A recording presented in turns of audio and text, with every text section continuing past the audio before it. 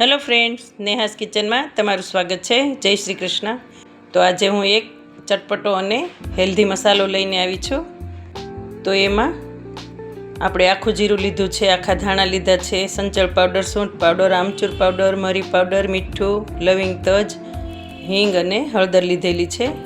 તો 2 ચમચી જીરું અને ધાણા શેકી લઈશું થોડાક, અને આવી રીતે શેકાઈ જાય એટલે ઠંડા કરવા આપણે ડીશમાં સાઈડમાં મૂકી દઈશું. અને તમે લવિંગ અને તજ ન નાખો હોય તો સ્કીપ કરી શકો છો. પછી એક ગ્રાઇન્ડર જાર લઈશું, એમાં કાચું જીરું, સંચળ, સૂંઠ, આમચૂર પાવડર, મરી પાવડર, મીઠું, હિંગ અને હળદર ઉમેરી અને લવિંગને તજને આપણે ખાંડી લઈશું. ખંડાઈ નહીં તો આવી રીતે ગ્રાઇન્ડર જારમાં ક્રશ કરી લઈશું. એને પણ ઉમેરી દઈશું, ધાણા જીરું પણ ઉમેરી દઈશું અને એને મિક્સર જારમાં સરસ ફાઇન પાવડર બનાવી લઈશું.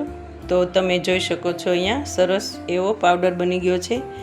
તો આ મસાલો છાશમાં, સલાડમાં, થેપલા, પરાઠા કોઈ પણ ઉપર આપણે સ્પ્રિંકલ કરીને યુઝ કરી શકીએ છીએ. તો આ મસાલો એકવાર જરૂરથી ટ્રાય કરજો. આ છે જીરાળું. મારા વિડીયોને લાઇક, શેર અને સબસ્ક્રાઈબ કરજો. Thank you.